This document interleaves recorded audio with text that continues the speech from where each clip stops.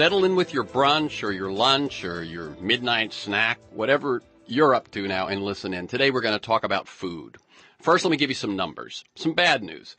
In 2008, more than 50% of all U.S. harvested cropland grew only two crops, corn and soybeans. And more than 40% of the food calories consumed worldwide came from just three crops, wheat, corn, and rice.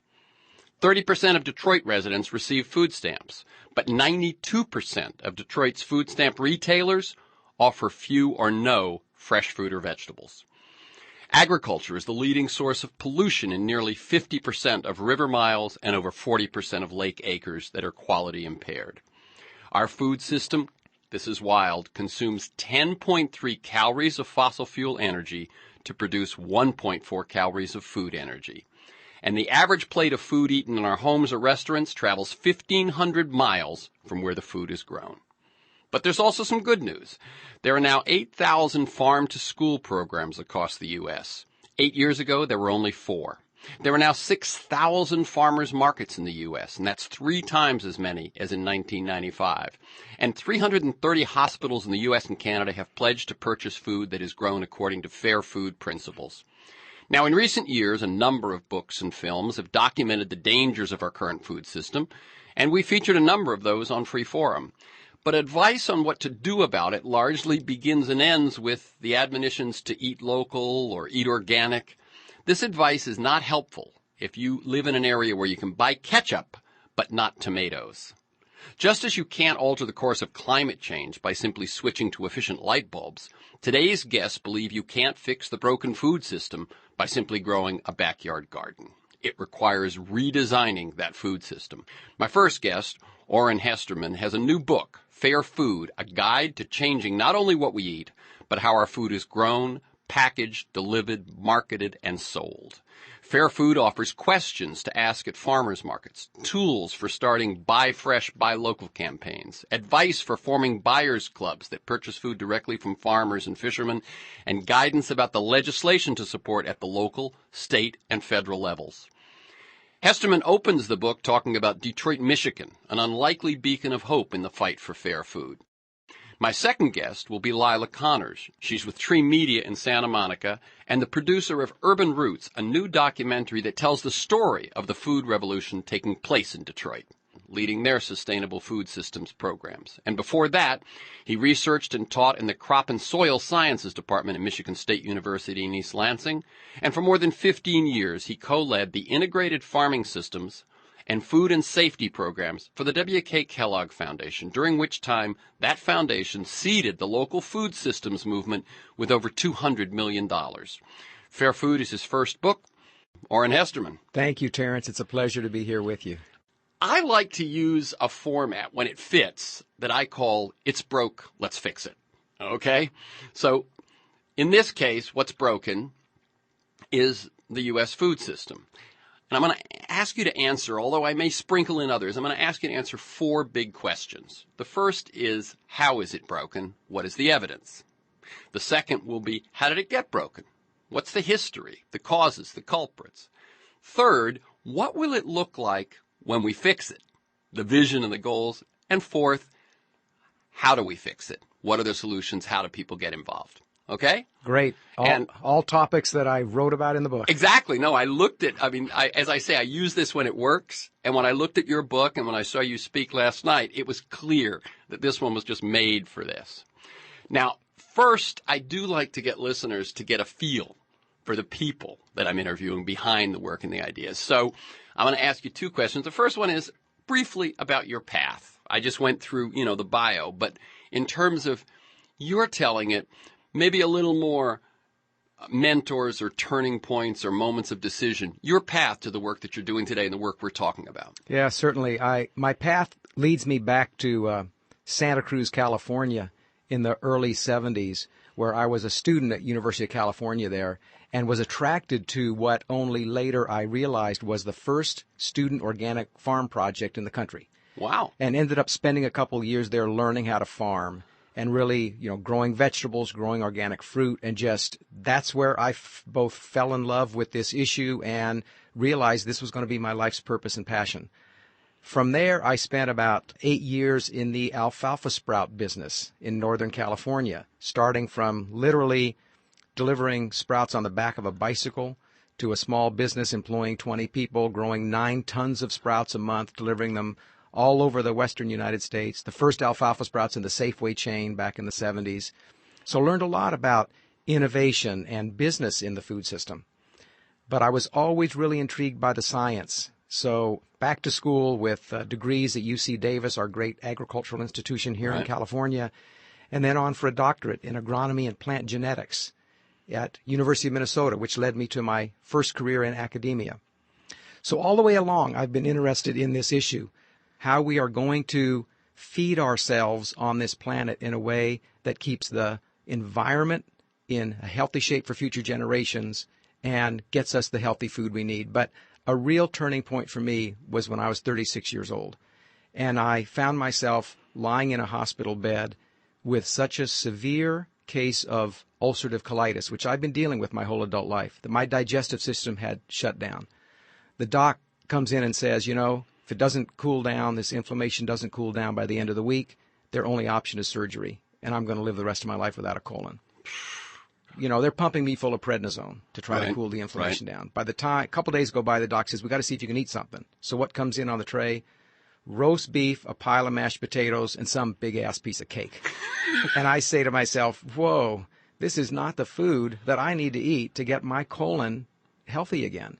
So I politely returned the food and called up a friend of mine and asked her if she'd come save my life this week and bring me some brown rice, tofu, and steamed greens. Well, fortunately, I got better, and I'm very healthy right now. I've had Dr. Andy Weil on the program. One of the things that he said at that point, a few years ago, may not be true now, but it was that in all the time of medical school, residency, training, and so on, some doctors had no time with nutrition, and most had maybe one course. Well, I was told by the doctors at that time when I started trying to figure out how I'm going to heal myself from this disease, by gastroenterologists, sorry, we have no evidence that there's any connection between what you eat and the health of your colon. And I said, well, that may be your perspective from a medical researcher, but my perspective from the guy who's got this disease, I've got to figure out how to feed myself well. Fortunately, I had the knowledge and the access to the food I needed. But while I was lying in that hospital bed for that week, I thought about all the people who don't have the education or knowledge about how to feed themselves healthy food, the food they need for themselves and their kids, or if they do have the knowledge, they simply don't have the access. I want to share very briefly, just because it's a sign of some progress. I have, similarly, I planted my first organic acre in 1971.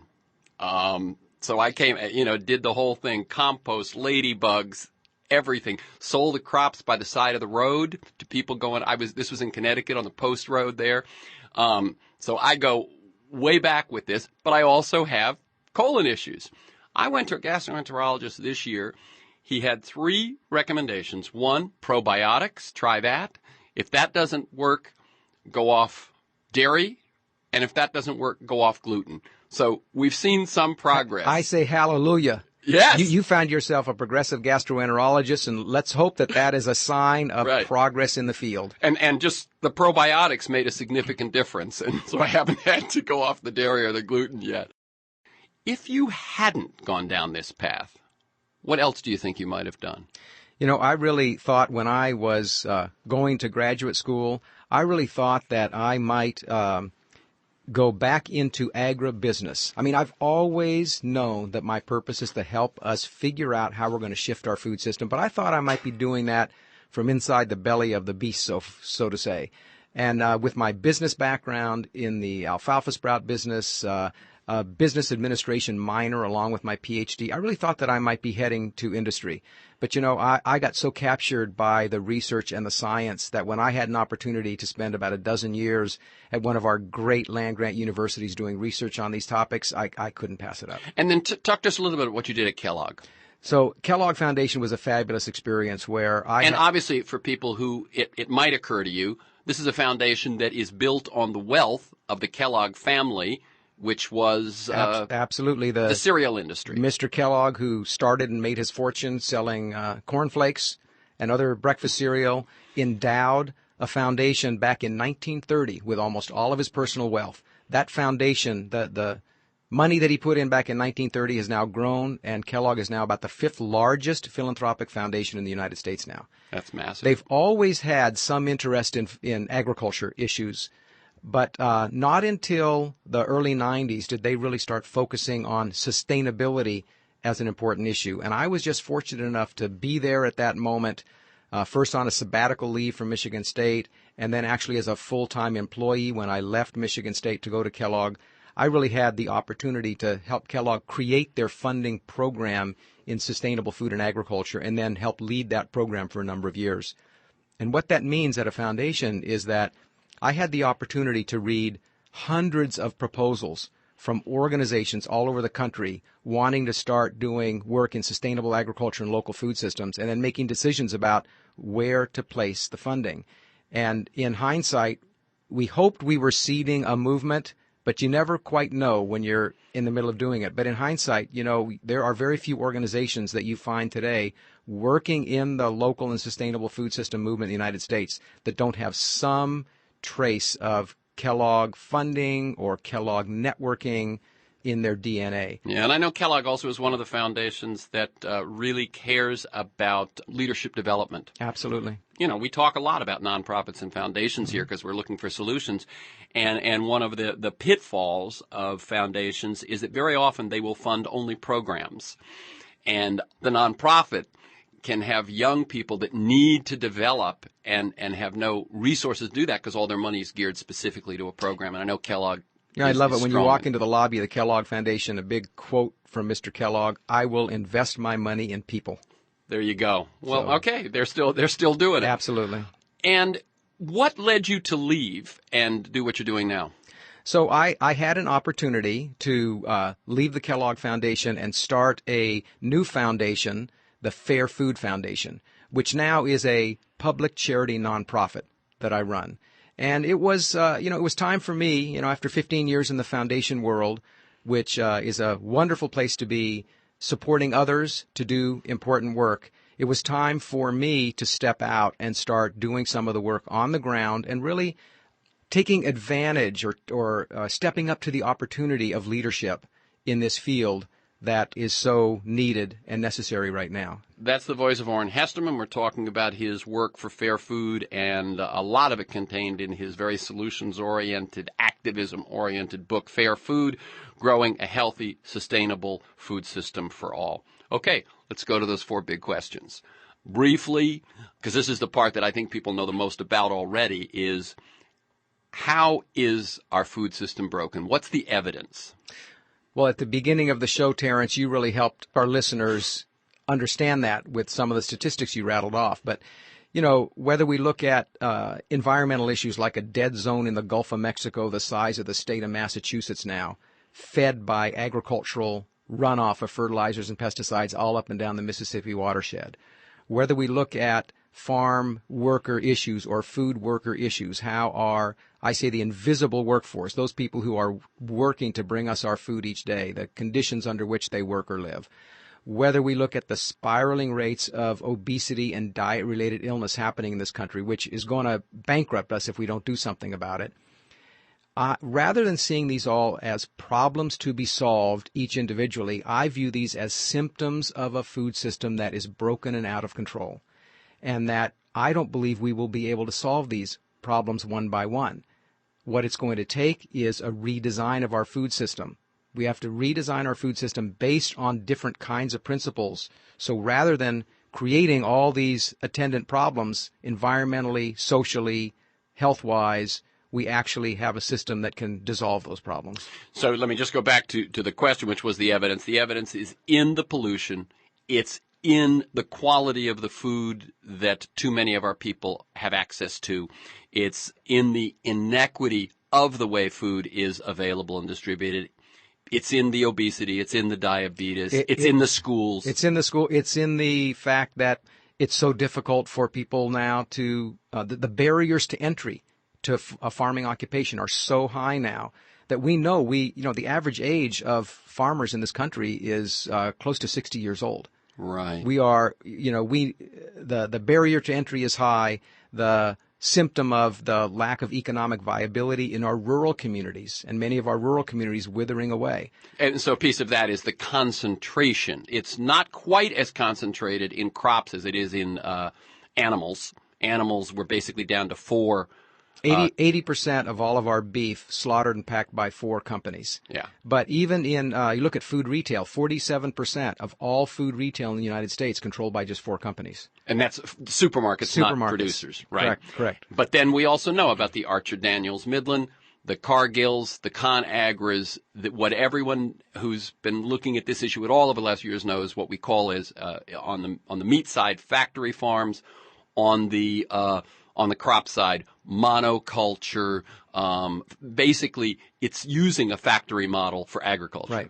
Right. I say these are all symptoms of a food system that's out of balance and needs to be brought back in balance. And it's interesting, yes, that you shift it from, it isn't just we got to take care of this here and that there, but you see it as a system. Does some of that come from the fact that you come from agriculture? You know, I think so. I'm an agronomist. That's my training. And I call agronomists kind of the ecologists of agriculture. We have to look at things as a system. You know, we're the scientists who are working with farmers.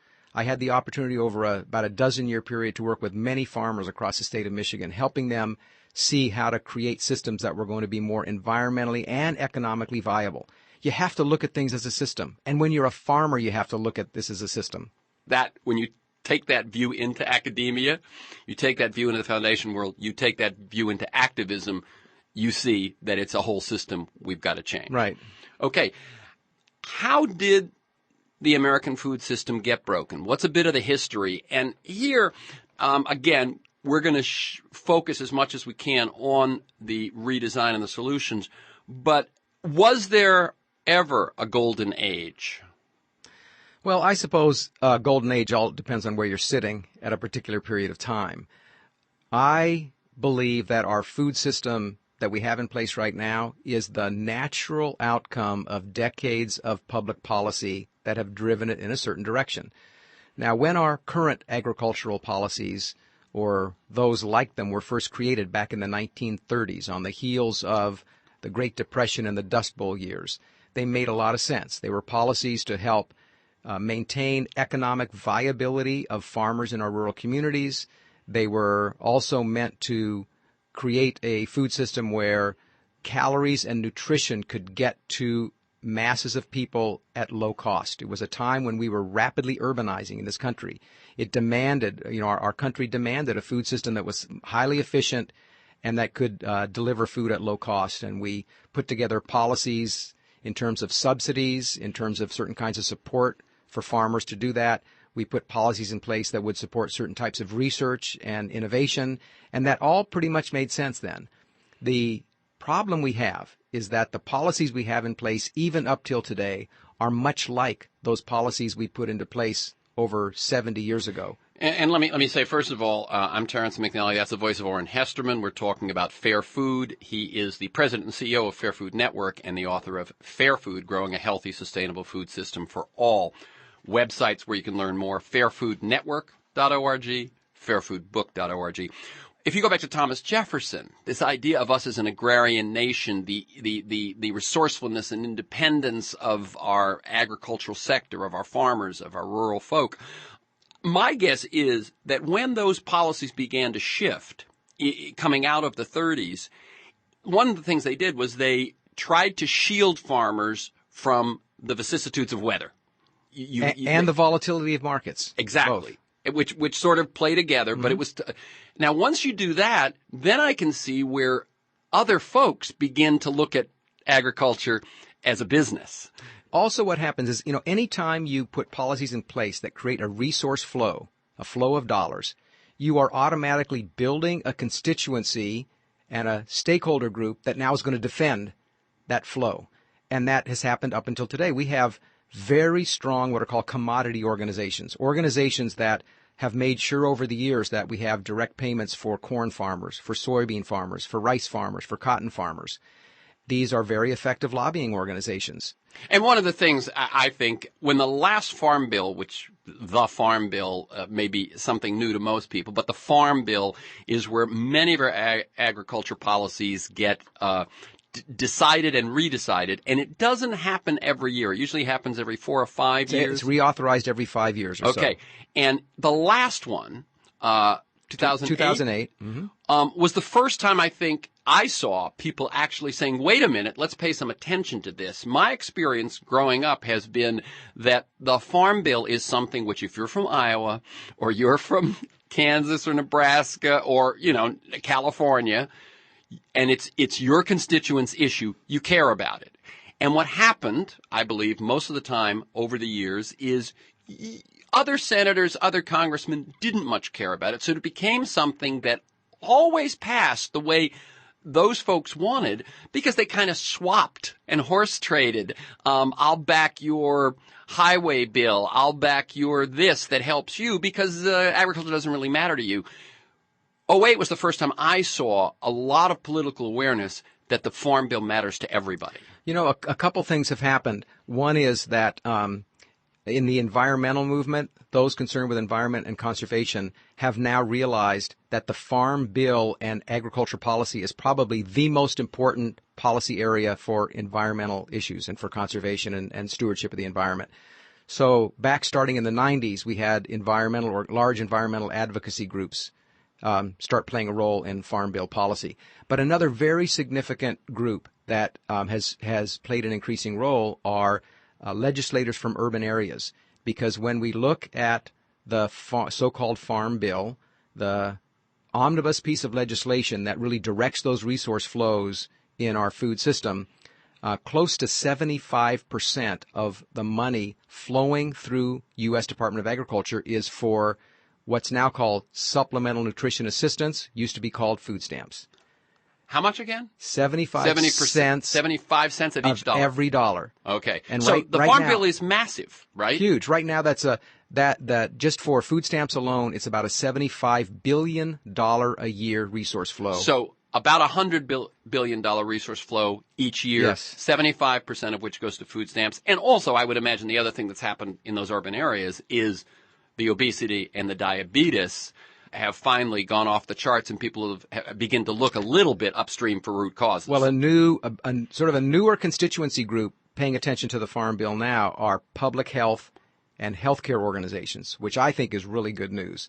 That we're starting to see the Farm Bill is not only for farmers, it's not only for rural people, it guides the direction of our entire food system. So anybody who cares about a food system that's going to function and be healthy for our environment, for our own personal and public health, for the health of our economy, you got to focus on the Farm Bill. You can't leave it to anybody else. Again, to get back to that question, the history and the causes, what you're saying is that the food system in the U.S. today is greatly a result of certain policies that were put in place 60, 70 years ago and that have solidified, grown, etc., but not been altered. And our nation is a very different nation. Right. They have not been altered in a transformational way. The challenge is the context that we're living in today is so different than it was back in the 30s. And, the good news is we can see that it was policy that drove us in the direction we're in now. It means you want to change your direction, change the policies, and that's the start. And one of the things you say, and I mentioned it in the introduction, that a lot of the focus over the last few years, this exciting focus and this needed focus, whether it's Eric Schlosser's Fast Food Nation, the work of Michael Pollan, Food Inc., et cetera, we are finally exposing to people who think that food grows on grocery store shelves to the actual workings of our food system. But what you set out to do in your work and in this book is actually change that system as a system. Right. That we have some great authors, journalists, and movie makers who have really helped us focus on what the problems, challenges, issues are.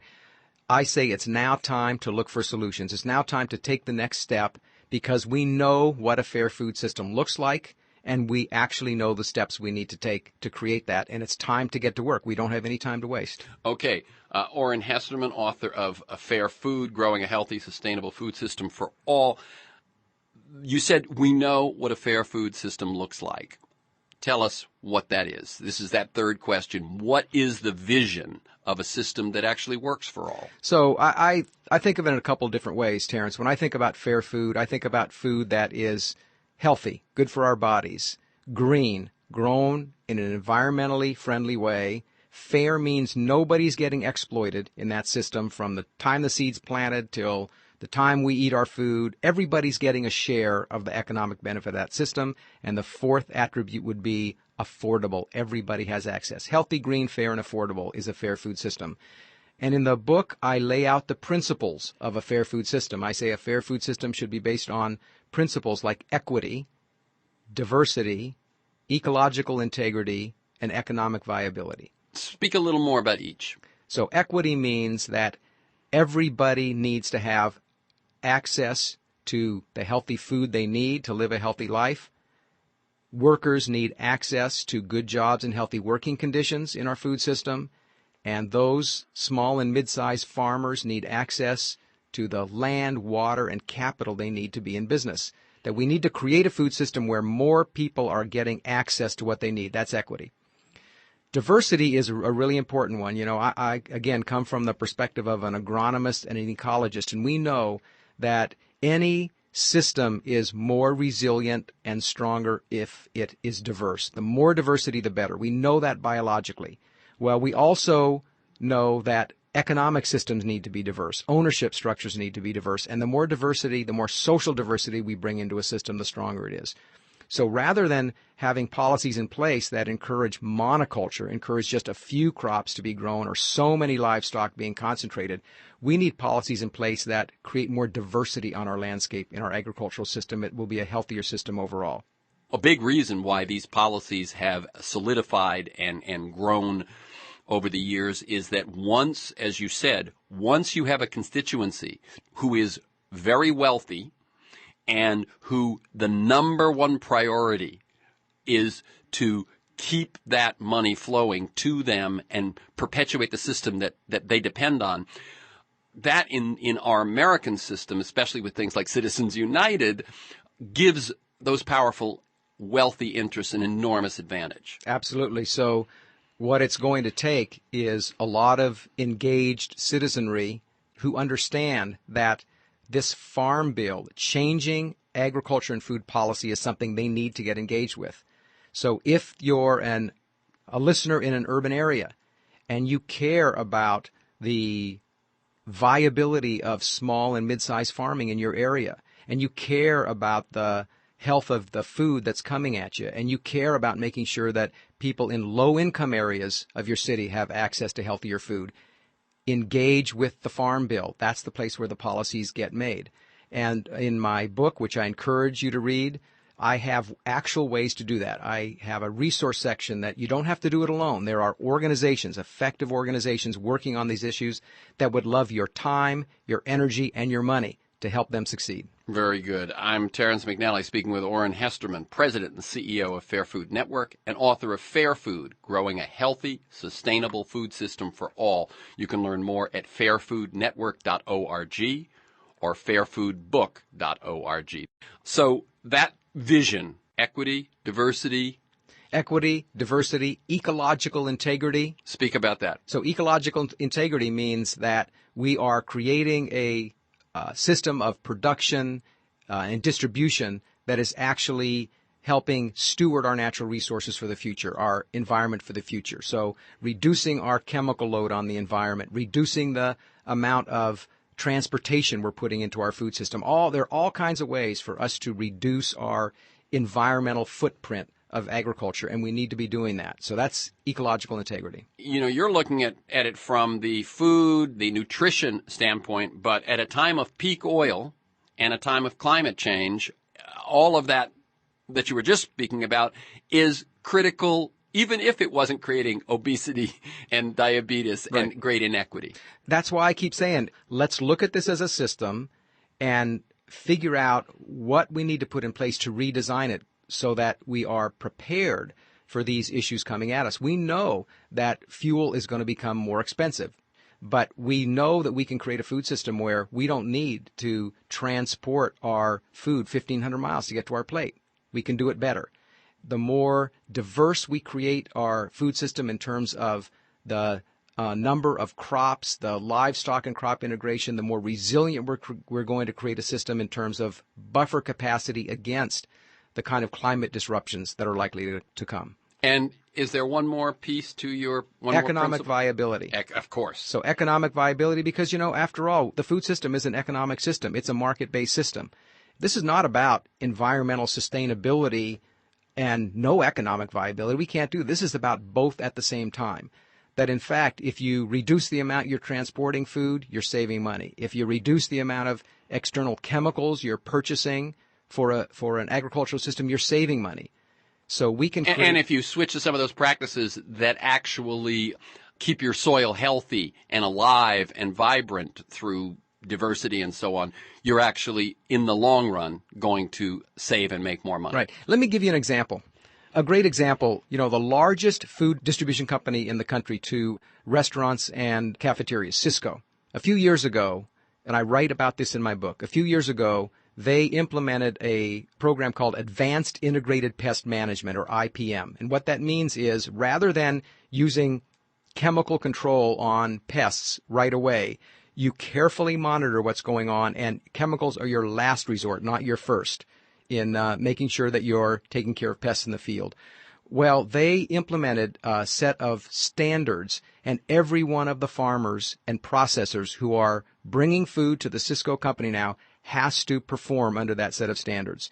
They now have 900,000 acres of production of fruits and vegetables around the country under these advanced integrated pest management strategies now. They have saved millions of pounds of pesticides. They've avoided using millions of pounds of pesticides.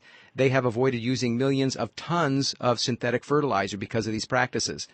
It's a great example of focusing on ecological integrity that also brings greater economic viability. How did that happen, Oran Hesterman? A few weeks ago, I interviewed Ed Humes, who's written a book called A Force of Nature, which is why Walmart has gone to many sustainable practices, and it's not because an angel told them to. It's because they tried a few things, and when you get rid of wasted space, wasted packaging, wasted fuel, wasted all these things, you make money. What do you have the conversion story at Cisco? Well, we talked earlier about the importance of leadership. So I've gotten to know Rick Schneiders, who just last year retired as the CEO of Cisco after 10 years. And early on, he said to himself, we are a company that has a huge environmental footprint. We should be doing something about this. It's our responsibility. And he got together with a few of the younger folks who understood this at Cisco, and they started with one crop with asparagus, created a system where they could really reduce the chemical load on that crop, and started spreading it out to others. And he hooked up with the IPM Institute, a nonprofit organization, to help them create the standards. When I asked Rick, why did you do this? He said, well, number one, it's the right thing to do. Number two, we believe that the future that's coming at us is one where not only are these chemicals going to be more expensive, but we have to protect our environment or we won't be in business in the future. So he understands that a long-term business strategy for the health of their business is to implement sustainability now. And what's interesting is, as with Walmart, it sounds like they tried a pilot project. Right. And I'm sure against the grumblings of a lot of the entrenched folks, in the company, and then they find out it saves them money. And then instead of going, do we have to do this again, they start looking for where else can this happen. Right. And now they're very proud of this program. And in fact, what they're now looking at is that they believe that they can shift a lot of their procurement to more local sources. Excellent. And because, after all, they say, we're not really a food company. We're a logistics company. That's right. And why don't we use the logistics expertise we have to start procuring more locally? So cut some of those 1,500 miles off of the food. We're going to save environmentally. We're going to save economically. It's better all the way around. It's a win-win. Okay, so let's go to the final question then, which is, what are the solutions? And what I'd love you to do is frame it as you do in the book in terms of a listener or a reader of your book who gets the urge to do something but doesn't know what to do. And one thing I would like you to talk about even is some of the organizations active in Southern California and in New York City. And then Leila will talk more about Detroit. Great.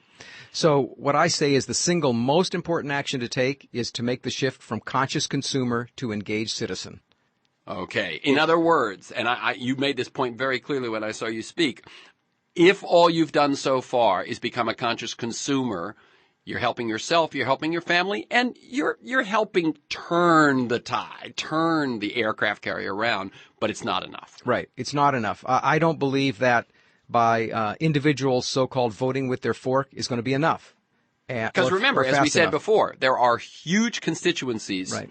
who have a vested interest and millions, if not billions of dollars to put against the change you're making at your table. Right. So what I say is start where you live, work, play, or worship.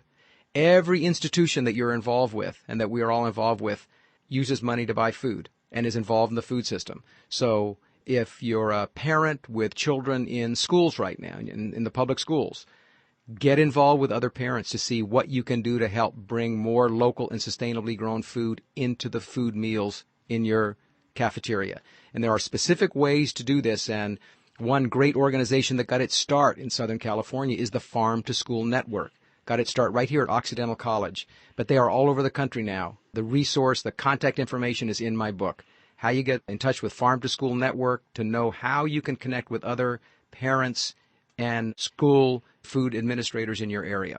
If you're involved with healthcare, our healthcare institutions are a place where we can really make strides. I think of right here in California, Kaiser Permanente and the leadership they've taken to bring farmers markets to 38 of their hospital settings. Wow. And now 10% of all of the food that is sourced for inpatient meals and their cafeterias and catering service at Kaiser Permanente in California are sourced locally and sustainably. And there are other hospitals now getting on board. 350 hospitals around the country have signed the Healthy Food and Healthcare Pledge. If you're a college university student, the Real Food Challenge is an organization that started on the East Coast, is very active in both California and New York now. And you can find, again, contact information either in my book or on our website at fairfoodnetwork.org. We now have a channel called the Fair Food List. And on that list are all the organizations that are starting to work in this area. You can find that. The Real Food Challenge is a set of college and university students working to shift 20% of all food purchasing at university and college cafeterias by the year 2020. That equals $1 billion worth of food purchasing. So start with whatever institution you're engaged with. That's a place to expand beyond your own kitchen. Okay, and then another piece is policy. Absolutely. We talked about that already, but the Farm Bill is important. If you have any connections or want to create connections with either organizations working on Farm Bill policy, or if you have connections with your elected representatives, let them know. It doesn't matter if you're from a rural area. Let your Congress people and senators know that you care about the Farm Bill, you want them to care about the Farm Bill, and you want them to be pushing for a food policy and agricultural policy that's more environmentally friendly, that is focused on helping everybody get access to the healthy food they need, especially in our inner city communities. But we don't have to just wait and rely on federal policy. There are things you can do closer to home. I think about policies to make sure our prime farmland is protected for future generations. It's a real issue in places that are more rapidly developing, and there are great examples around the country, some right here in Southern California, land conservancies that are making sure that we are protecting farmland close to our urban areas so that in the future we have the precious soil that we need to grow our food. Okay, so you made this shift, you said 3 years ago, to the Fair Food Network? Yes, yes. Mm-hmm. And your sense of, this is kind of the last question, Oran, your sense of this moment, the strides we're making, whether there's momentum, and so on. And I have to say, in the fact that if you look around the country, obviously, and you look at politics these days, we're still in a recession. Wall Street has gotten out of it, but most of us are not. What's your sense of how we're doing? I've been at this work, Terrence, for almost 40 years now. I truly believe we stand at an historical moment right now. We're at a moment where we are getting leadership on this issue from the White House, whether it's the First Lady's organic garden or her Let's Move initiative. We're at a moment where federal funds are going into farm-to-school programs all over the country. Never happened before. We're at a moment where we see the commercial interests, whether it's Cisco or whether it's the growth of Whole Foods or whether it's the growth of farmers markets, as you talked about at the beginning of the show, tripling since the mid-'90s. We are seeing all kinds of commercial interests jump on board, which is good news. But the best news that I see is that in every community I go to, whether it's here in L.A., whether it's in New York, whether it's in our hometown in Detroit, we see organizations led by young people and with young people participating and young people on fire about this issue. I see it as the cause of the generation that's coming up right now. They say, we may not be able to do much about health care and world peace right now and, the politics that seem to be broken in this country, but by God, we can do something about the food system in our community, in our neighborhood, and more nationally, and they're doing it. They're picking up the charge, and they're doing it. And my sense is that whether it's ending a war or changing a food system, when you become active, you begin to look at things as systems. You begin to see your role in changing a system rather than just dealing with symptoms. You're empowered. Right. And then the other problems, it's like, so what's next? Right. And I wrote my book for many kinds of folks, but I especially wrote my book for these young people who have a passion around this issue of food systems and food systems change, want to do something about it, and would like to know more and have a resource so they can get to other people and organizations. I wrote that book for you. Okay. The book is Fair Food, Growing a Healthy, Sustainable Food System for All. The websites are fairfoodnetwork.org and fairfoodbook.org. I'll be back in just a moment with Leila Connors, director of The 11th Hour, the climate change documentary with Leonardo DiCaprio, and producer of the film that we'll be talking about, Urban Roots. It's about the hopeful food and farming changes taking place in Detroit. Thank you, Oran Hesterman. Keep up the good work. Thank you so much, Terrence. Pleasure to be with you. Now we are going to talk about Urban Roots. Detroit native Mark McInnes directed this film, and it tells the powerful story of a group of dedicated Detroiters working to fulfill their vision for locally grown, sustainably farmed food in a city where people, as in much of the country, have found themselves cut off from real food, limited to the lifeless offerings of fast food chains and mini-marts and grocery stores stocked with processed food from thousands of miles away. It was produced by my next guest, Leila Connors. And Leila Connors is founder and president of Tree Media Group, and she's director, producer, and writer, as I said, of The 11th Hour, as well as some short films, Global Warning and Water Planet. She was associate editor at New Perspectives Quarterly and Global Viewpoint before moving into the moving media. And welcome to Freeforum, Leila Connors. Thanks, Terrence. Happy to be here. Very quickly, what is Tree Media? Tree Media is a multimedia company in the truest sense of the word. We do film, we do websites, we do anything to tell a story about the future that we all want and around things like sustainability, human rights, and that. Very good. And one thing that struck me was how this film, Urban Roots, is very different. I mean, from the same sensibility, but very different from your previous, The 11th Hour. Talk just a little bit about that. Yes, 11th Hour was a big look at the nature of the problem and how we get out of it. And it was global in nature. And it had 72 experts, and it had every issue that we could possibly think of, air, water, soil. And then we drove into things like human nature and consumption, and then how do we fix it with a change of heart. And such a global topic really asked for, in my following projects, of which there are a few, Urban Roots was basically a story about a group of people in one city that learned how to survive in the post-industrial collapse. And what I mean by post-industrial collapse is when you live in a town where the jobs are gone, and they have been gone for many, many years, many decades in the case of Detroit, and nothing has come in to fill those jobs, no company has moved in, and all that they've been experiencing in Detroit was a continued loss of jobs, loss of livelihood, etc. We chose to focus on them because they found a way out of their predicament. And that, to me, was a jewel of a story, and very localized, but yet applicable to everybody. And that's why I love this story. Yeah. How did this film happen? Well, Mark, who was from Detroit, was shooting the farms and came to us with the footage and said, hey, let's make a movie. And I said, this is a great movie for a lot of reasons, not just because the farms are interesting, but precisely because we live in a time when the economy is changing, when globalization has basically hit our local communities, and the quality of life is declining in many places in our country. And so what has happened is local economies are growing in places where the global economy is left behind. So in the case of Detroit, the urban farms have created a local economy. That's the hope and the dream, and is actually happening, where in some cases small farms are supplying restaurants with food. There's mobile markets where people are growing food and then literally supplying the neighborhood with food by driving literally the food to people.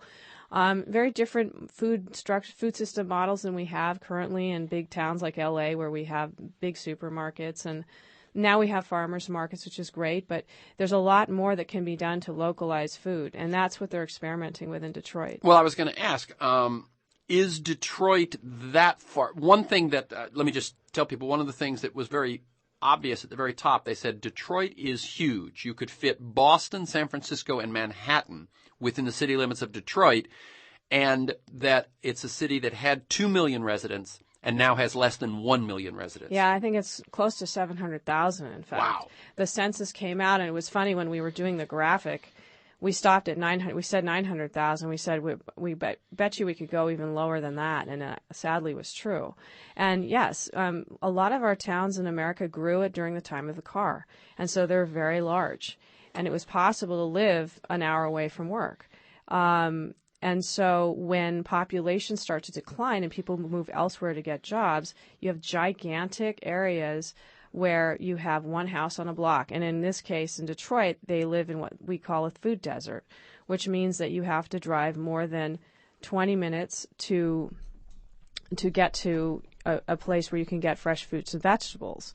And so we found out that in America there's a lot of food deserts. What I was going to say is that, so Detroit obviously has two things that make it prime for this. One is all that space, so there's land, and two, all that dead economy, so there's people in need. Is Detroit actually ahead of other cities, or was it just the one that came to you and the one you had the footage of? Well, I think both. Basically, we did have footage of that, and we thought, we don't need to make the case that this is happening in every community in America, because people know it's happening in every community in America. If you're living in LA, in certain parts of Los Angeles, people live in a food desert, and they are creating urban farms. Urban farming is catching on all over the world, and at the end of Urban Roots, we actually show urban farms all over the world. That's right. That's a wonderful sequence. It's yeah. It basically says, look, Detroit's a metaphor, and yes, they are ahead. If indeed they can continue to make this model happen. So what I mean by that is the local citizens are saying, hey, we'd like to create this local economy, and in some cases the city is not so sure that that's the kind of economy they want. So meaning that, we have in our film the mayor saying, well, what happens if Walmart would like to move in? We'd like to take that land and give it to Walmart. Or what about a golf course? So the thinking is not 100%. Everyone's not all on the same page. And so I see, as our country goes through this transition between, old style industrial capitalism to new decentralized capitalism with local thriving economies, we're going to have a lot of discussions around what kind of laws to put in place to support these kinds of local activities versus one large thing, I think I'm companies. right, that in Detroit, the action is ahead of the regulations. Yes, indeed, yes. And I think people, especially also with Occupy, as you see, a lot of people are feeling that they see the solution, but the powers that be don't. And so in the case of Detroit, they are not allowed to have large greenhouses. And I think it was 10 by 10 is the limit. But you can't really, grow if you're, a small 1 acre farm. You need a bigger greenhouse. And so some people are just going ahead and doing that, even though it's quote unquote against the law. Well, but also I hear one person in the film say, but it's about $5,000. Exactly. And so do I want to invest in this greenhouse when it might, when they might come and clamp down on me and tear once it down. I've got it done and I'll be out that money. Exactly. Let me tell people, I'm Terrence McNally. I'm speaking with Leila Connors. She's director of The 11th Hour, the big climate change documentary with Leonardo DiCaprio. We're talking about a new film of which she's producer, Urban Roots, and it's about the hopeful food and farming changes taking place in Detroit, but it's kind of a bellwether for any city USA. And you can learn more about the film and about their work at urbanrootsamerica.com. That's one word, urbanrootsamerica.com, or at treemedia.com. Do talk just a little bit about, say, L.A. and New York as two examples that are not Detroit. How are they doing? What is happening here, for instance?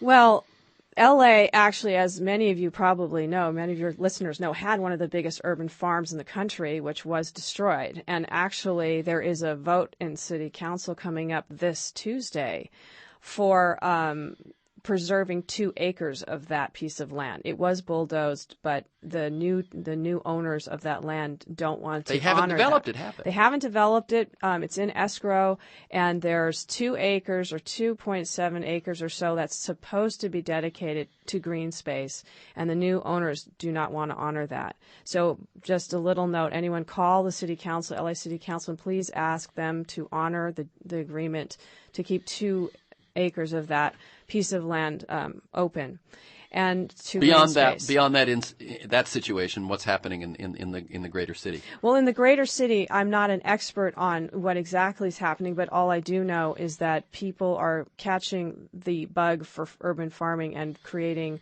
farms on their roofs, farms in their backyard. In my neighborhood, people a lot of people have chickens.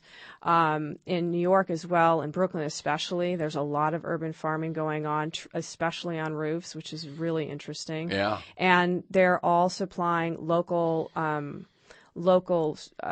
co-ops, local restaurants with the food. So this is not, I think New York has over 900 urban farms. So, and this was like as of a few years ago. And so I'm sure that number is growing. And especially in Los Angeles, where we have a lot of open space. Recently, a man named Ron Finley, and I think a lot of people saw that in the LA Times, was growing food on the side of his house. And he was cited by the city because I think his corn was, growing over 18 inches, and they wanted to cut it down. He prevailed, but it was one of those things where he was fined and things like that. So we are running up against municipal codes that need to be changed to support the innovation that people have within themselves to make their lives better. So Ron, I think, is out of the woods. We connected with him recently. So it's interesting. We've got about 2.5 minutes left. Tell an individual story, because let me just say a little bit about Urban Roots. It's a beautiful film to watch. So many documentaries that I feature on this show often are a lot of talking heads because they're about ideas and issues. But because the ideas and issues here are local farming, it's people with their hands in the dirt. It's green. It's this wonderful vision that you don't think of when you think of Detroit. So it's visually beautiful, and it's a very hopeful, very positive film. Tell a story or two briefly. Sure. One of the people that was in our film who has a very positive outlook was named Douglas Bennett. I'd like to honor him today because he was recently sadly hit by a car in Detroit. But what was and he did pass pass, away, and yeah. he passed. So Doug in our film, you'll see, is one of the kinds of people that you look to for inspiration. Obviously he was a union auto worker who was laid off, or not fired, but laid off, and he would go in and work as hard as he could for the company that he had worked for, but who had laid him off. And he said, look, as long as I can help the company grow, I'll do it. But in the meantime, I have my garden. It gives me peace of mind. And, he basically said, you might be dealt a bad deck of cards, but it's what you make out of it, what good you can bring out of it. So Doug had an incredible view of life, and that's something that I think we should all remember. Yeah. One other thing I wanted to ask, and I want to make sure I get it in, is how can people see this film? How can people get this film? Because this is not getting theatrical distribution. No, we chose to test the waters of independent distribution, and it's really interesting. Right now, it's on DVD. We are doing screenings around the country and around the world. We will be doing theatrical probably around Earth Day of next year. We're building up to that. And if you want to screen, just go to our website and we can arrange it for you. Okay, so thing like house parties and so on for people who want to get into this movement. Mm-hmm. Okay, the film is Urban Roots. The websites are Urban Roots America, one word, urbanrootsamerica.com, and treemedia.com is the production company. You can listen to this week's conversation and many others anytime during the week by linking to the podcast. You can sign up to have it delivered to you weekly. For podcast articles and transcripts of interviews, to join me in pursuit of a world that just might work, go to TerrenceMcNally.net. That's TerrenceMcNally.net. Or aworldthatjustmightwork.com. They're the same website. If you want to receive my weekly email announcement of upcoming guests and issues, and I also usually put in 2 or 3 articles in there to give you background on it, you can sign up at my site, or you can email me at TEMcNally, one word, TEMCNALLY, at mac.com. You can also go to iTunes to get the podcast or to sign up to have it delivered to you weekly. Thank you to our earlier guest, Oran Hesterman. His book, again, is Fair Food, Growing a Healthy, Sustainable Food System for All. His websites are fairfoodnetwork.org and fairfoodbook.org. Finally, thank you to Leila Connors. The film is Urban Roots. Go to urbanrootsamerica.com, and you can find out how to get it and do screenings of it. Thank you, and keep up the good work. Thanks, Terrence.